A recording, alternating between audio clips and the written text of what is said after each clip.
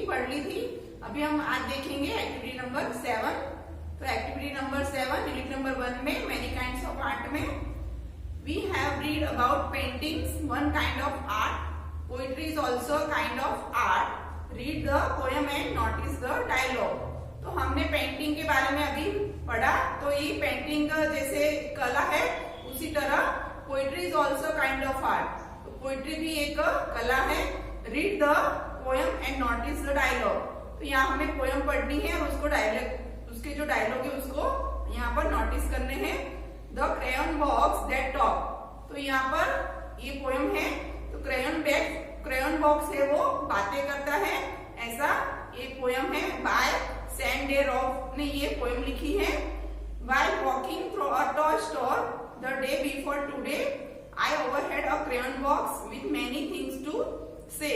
तो यहाँ पर पोएट कह रहे हैं कि एक दिन पहले मैं जब टॉय स्टोर से गुजर रहा था तब मैंने क्रेयन बॉक्स की आवाज सुनी जो आपस में बातें कर रहे थे। I don't like red, said yellow. Yellow कहता है कि मेरे को रेड कलर पसंद नहीं है। And green said, nor do I. मुझे भी ग्रीन बोलता है मुझे भी रेड पसंद नहीं है। And no one here likes orange. और यहाँ पर किसी को ऑरेंज भी पसंद नहीं है, ऐसा वो ग्रीन बोल रहा है। But no one knows white why. पर किसी का नहीं पता ये क्यों इनको पसंद नहीं है। We are a box of a crayon that really doesn't get along. Said blue to all the others, something here is wrong. Blue colour बोल रहा है कि we are a box of a crayon. हम सब तो crayon के colour है। That really doesn't get along. हम सब साथ में हैं, रहते हैं। Said blue to all the others, ऐसा ब्लू कलर बोल रहा है। Something here is wrong. पता नहीं कुछ रॉन्ग है। When I got that box of crayons that took it home with me and laid out all the colours so the crayon all cloud could see. तो जो poet है वो crayon colours का जो बॉक्स है वो घर पे ले जाता है खरीद कर। I bought that box of a crayon, खरीद लिया उसने। एंड टूक इट होम, वो घर पे ले गया। And laid out all the colours, और उसने सब कलर्स बाहर निकाले पेंटिंग बनाने के लिए। So the crayon all could see. तो ये जो कलर उन्होंने निकाले तो सभी कलर एक दूसरे के सामने देख रहे हैं। They watch me as I colored with red and blue and green and black and white and orange and every color in between. जब पोएट कलर कर रहे थे, पेंटिंग बना रहे थे, तब सभी कलर एक दूसरे के सामने देख रहे हैं। Then watch as green become the grass and blue become the sky. The yellow sun was shining bright on white clouds rippling by. तो जो ग्रीन कलर का है वो ग्रास बनाया है उन्होंने। And blue become the sky, और blue colour से sky. The yellow sun was shining bright. तो जो येलो कलर है उससे सन की ब्राइटनेस चमकीला बताया गया है सन को।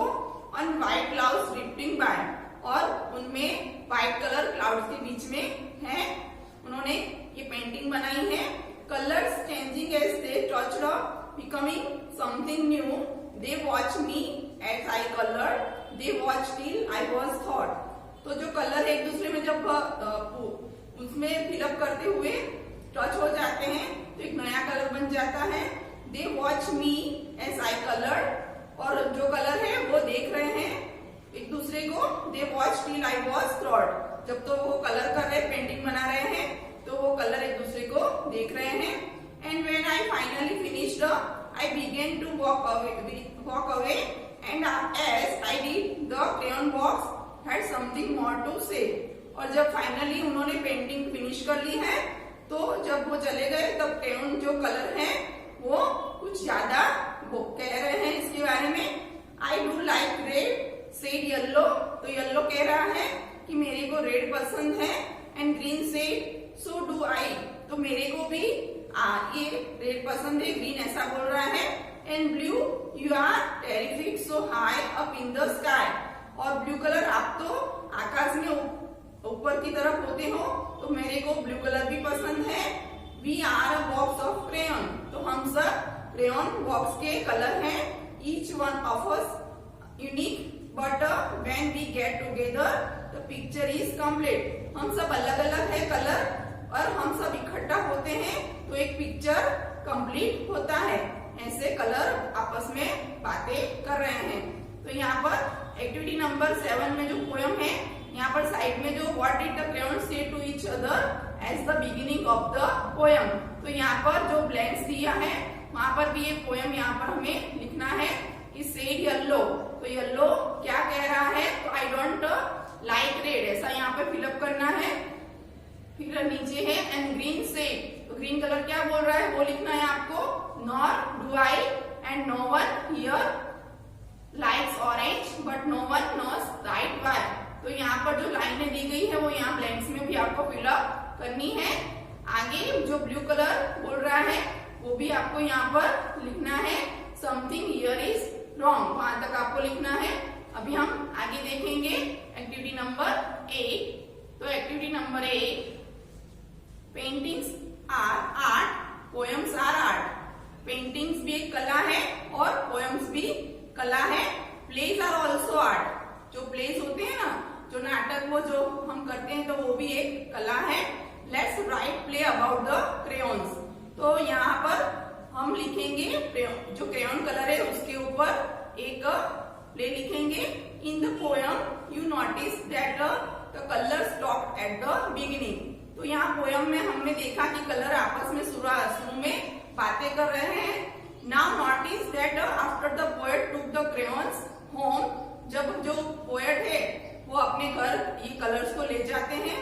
दे watch while the poet colour, जब वो पेंटिंग बनाकर उसमें कलर करते हैं।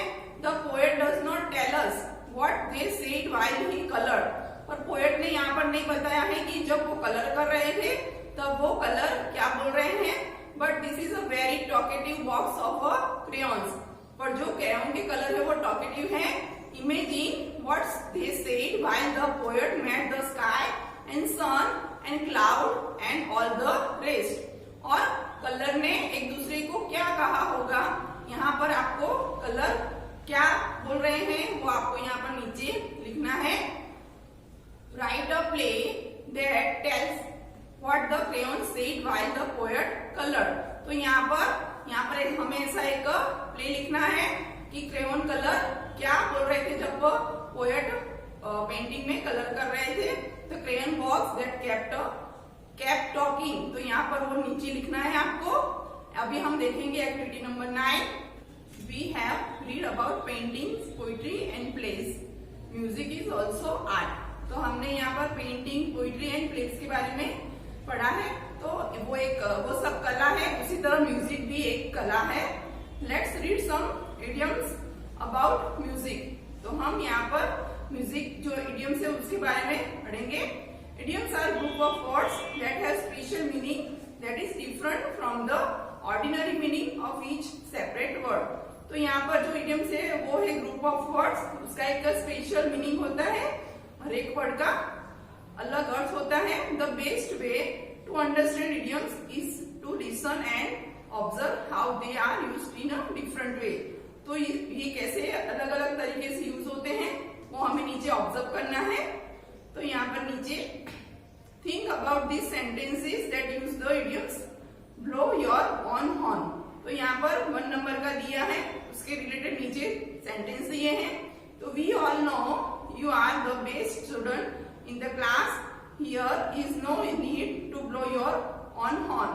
तो यहाँ पर है सेंटेंस, उसमें है कि आप एक अच्छे स्टूडेंट हो क्लास में, तो बार बार चिल्लाने से बताने से क्या कोई जरूरत नहीं है, ऐसा सेंटेंस है। 2nd नंबर का सेंटेंस है, Seema says she finds it difficult to blow her on horn because she is a very shy person. तो ये सीमा कह रही है कि वो एक शाय पर्सन है और खुद के बारे में उसको बताने में डिफिकल्टी है। 3rd नंबर का सेंटेंस है, I don't want to sit near Rahul at a party, he is always blowing his own horn. तो यहाँ पर 3rd नंबर का सेंटेंस में भी यूज हुआ है इडियम्स। तो वो वहां पर बता रहे हैं सेंटेंस में कि अपने ही बारे में, जब राहुल के पास पार्टी में बैठना अच्छा नहीं लगता है क्योंकि वो हमेशा अपने ही बारे में, अपने ही जो है राय दे रहा है तो उसके साथ बैठना अच्छा नहीं लग रहा है। तो what do the thing blow your horn on horn means, तो इसका मीनिंग क्या है? तो यहाँ पर जो 3 सेंटेंस है उसमें ये यूज हुए हैं। तो खुद की ही तारीफ करना, blow your horn, your own horns means to praise your own abilities and achievement. तो यहाँ खुद की ही तारीफ करना उसका मीनिंग होता है। अभी आगे सेकंड नंबर का इडियम्स दिया है यहाँ पर, think about that this sentence that use the idioms music to your ears. तो यहाँ पर इसके रिलेटेड 3 सेंटेंस दिए हैं। I am so happy to hear that you are also well, it's music to my ear. तो मुझे आपके जो आप बोल रहे हैं वो अब सुनना अच्छा लग रहा है, ऐसा यहाँ पर सेंटेंस में इसका मीनिंग बताया गया है। ओ सेकंड नंबर है, oh Sunita you are so sweet, I must admit that your words are music to my ear. तो तुम इतना स्वीट बोलती हो कि तुम्हारे वर्ड्स म्यूजिक जैसे लगते हैं, तुम्हें सुनना अच्छा लगता है। तो यहाँ पर सेंटेंस का मीनिंग ये है। थर्ड नंबर है, the accused man said it was music to his ear when the judge said not guilty। तो यहाँ पर एक अपराधी जज के वर्ड उसको तब म्यूजिक जैसे लगते हैं जब जज उनको कहता है कि तुमने गुनाह नहीं किया है, तब उसके जज के वर्ड उसको म्यूजिक जैसे लगते हैं सुनने में। तो यहाँ पर 3 सेंटेंस में इसका जो इडियम से उसका यूज हुआ है। तो what do you think music to your ears means, तो इसका मीनिंग क्या है? तो सुनने में अच्छा लगना, न्यूज और information that you very please to hear. कोई खबर होती है, कोई इंफॉर्मेशन होती है जो आपको सुननी अच्छी लगती है तो वो म्यूजिक जैसी लगती है। Think about this sentences that use the idioms for a song. तो अभी नीचे जो सेंटेंस दिए हैं उसमें फॉर अ सॉन्ग का यूज हुआ है। तो 1 नंबर का सेंटेंस है, he bought his house for a song 2 years ago। तो ये घर था वो बहुत सस्ते में मैंने 2 साल पहले खरीदा था। सेकंड नंबर का सेंटेंस है, I thought I was getting the gems for a song but I was actually paying too much. तो यहाँ पर जो जेम्स है यानी पैसे या वो जो ज्वेलरी होती है वो, I thought it was getting the pens for a song, यानी जो गाना हम गाते हैं उसके बदले में हमें पैसे वो सब मिलते हैं, but I was actually paying too much, पर मैंने यहाँ पर बहुत सारा पे कर रहा हूँ। अभी थर्ड नंबर का सेंटेंस है, this is one of my favourite pieces of furniture and I got it for a song in a trade fair.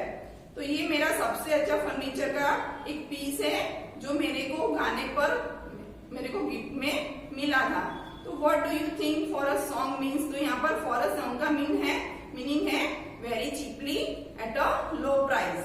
तो यहाँ पर 3 इडियम्स दिए हैं और उसके मीनिंग यहाँ पर दिए हैं जो हमने अभी पढ़े।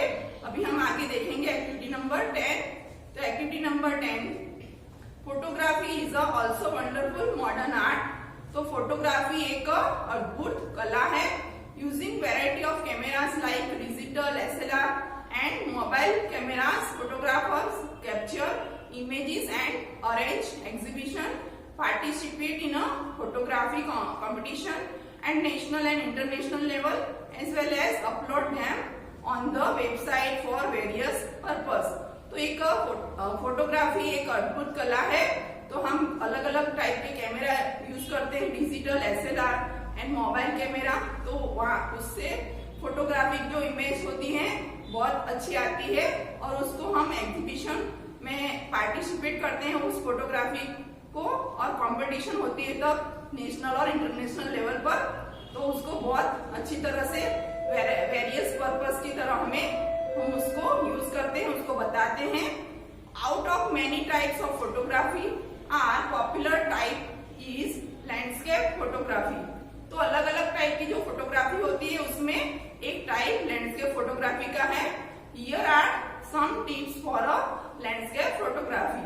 तो जो लैंडस्केप फोटोग्राफी है यहाँ पर आपकी बुक में पिक्चर दिए गए हैं कि वो क्या है, उसकी टिप्स दी गई है। तो 1 number, beautiful landscape photos are often defined by the quality of light they were taken in. तो जो ब्यूटीफुल फोटोग्राफ होते होते हैं उसके लाइट की क्वालिटी को देखकर डिफाइन किए जाते हैं। As a consequence, photographers tend to shoot early in the morning or during late afternoons when the sun is lower, less contrasty and often display a subtle color palette of moody hues। तो यहाँ पर जो beautiful landscape photos होते हैं वो उसकी light की quality को देखकर डिफाइन किए जाते हैं। उसी तरह जो फोटोग्राफर्स होते हैं वो सुबह में सूरज उगने से पहले या सनसेट के पहले फोटो खींचते हैं एंड वो उनके जो फोटो होते हैं उसकी जो कलर के जो लेयर आते हैं बहुत ब्यूटीफुल मिलते हैं जब सुबह सूरज उगने से पहले या सनसेट होने के पहले खींचे जाते हैं। तब for this reason the hours after dawn and before dusk are known as a magic hours. तो जो सुबह का जो टाइम होता है सूरज उगने के बाद और सूरज उगने से पहले का, तो वो मैजिक आवर्स माना जाता है। If rising at dawn doesn't sit well with your idea of a relaxing weekend, don't panic, there are plenty of great landscape opportunities throughout the day.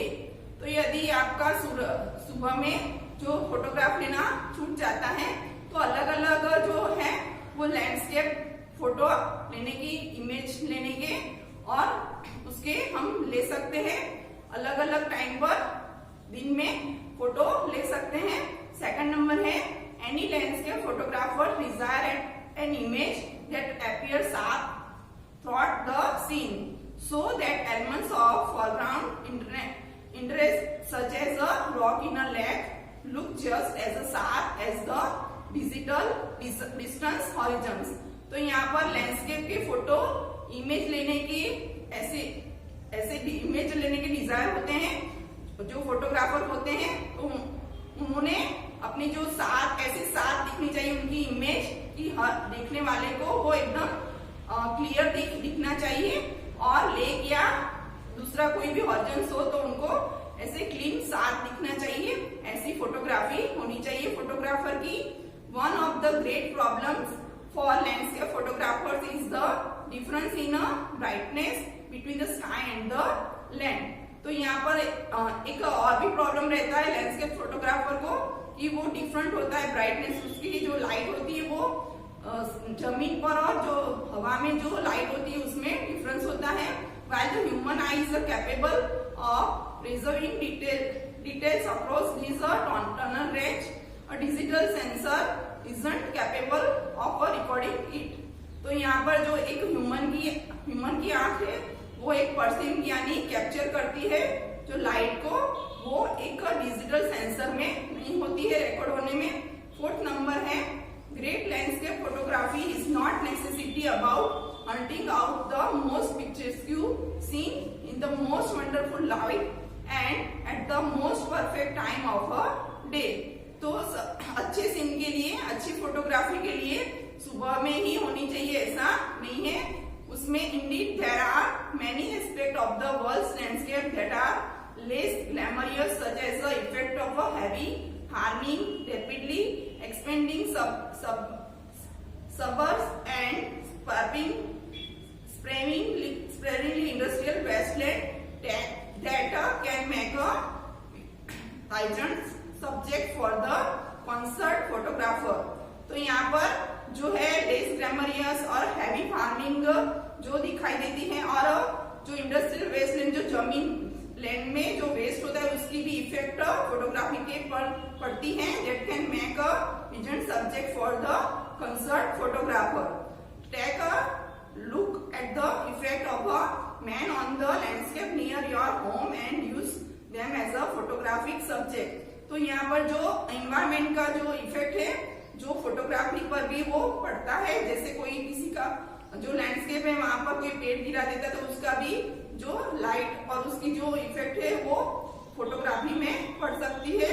तो यहाँ पर हम आगे देखेंगे, नीचे दो फोटोग्राफ दिए है। Given here are some landscape, compare their elements using the point given. तो यहाँ पर दो लैंडस्केप फोटोग्राफ दिए हैं तो उसको हमें यहाँ पर आगे जो बुक में है उसको फिलअप करना है उसके अकॉर्डिंग। तो 1 नंबर यहाँ पर दिया है एलिमेंट्स लैंडस्केप 1 और लैंडस्केप 2। तो यहाँ पर लेट्स फर्स्ट नंबर की जो फोटोग्राफ है उसमें टाइम तो ये क्लोज टू सनसेट, तो ये सनसेट के टाइम पर लिया गया होगा। और लैंडस्केप 2 तो जो फोटोग्राफ दिख रहा है वो मॉर्निंग के टाइम में लिया गया होगा, तो इन द मॉर्निंग टाइम। अभी सेकंड नंबर है लाइट, तो यहाँ पर 1 नंबर का जो फोटो है उसमें लाइट क्लाउडी लाइट है, और जो लैंडस्केप 2 है वहां पर ब्राइट सनलाइट दिख रही है फोटो में। और लोकेशन तो यहाँ पर लैंडस्केप 1 में हिली एरिया है और लैंडस्केप 2 में प्लेन सी लेवल एरिया दिख रहा है। डेप्थ ऑफ अ फील्ड तो यहाँ पर लो कॉन्ट्रास्ट है, और यहाँ पर सेकंड नंबर का जो लैंडस्केप है उसमें एकदम क्लियरली दिख रहा है यानी शार्प है। What according to you is a good photograph, तो यहाँ पर आपके अकॉर्डिंग एक गुड फोटोग्राफ कैसा होना चाहिए। तो according to me a good photograph is the one in which following points have been taken into consideration while clicking it। तो कैसे होना चाहिए, तो वहां पर हमें नीचे लिखना है, आपको 1 नंबर सब्जेक्ट लिखना है। तो सब्जेक्ट कैसा होना चाहिए, तो like wild animals, human beings, natural animals, landscape, spots, travel, under water etcetera उसके सब्जेक्ट होने चाहिए। और लाइट कैसी होनी चाहिए, तो light photograph taken in the morning time और क्लोज टू सनसेट, तो सुबह के टाइम में लेना चाहिए या सनसेट के पहले। Would have better light effect, तो उसकी लाइट अच्छी आती है फोटोग्राफ में। Third number mood, photograph is not done for a shake of a clicking and passing time, etch photograph use a mood, तो मूड के ऊपर भी फोटोग्राफ जाता है। तो ये 3 जो है वो गुड फोटोग्राफ के लिए आपको लिखना है यहाँ पर। तो स्टूडेंट अभी हमारा यहाँ पर यूनिट नंबर 1 फिनिश हो रहा है, तो इसकी जो एक्सरसाइज है वो आपको होमवर्क में फिनिश करनी है।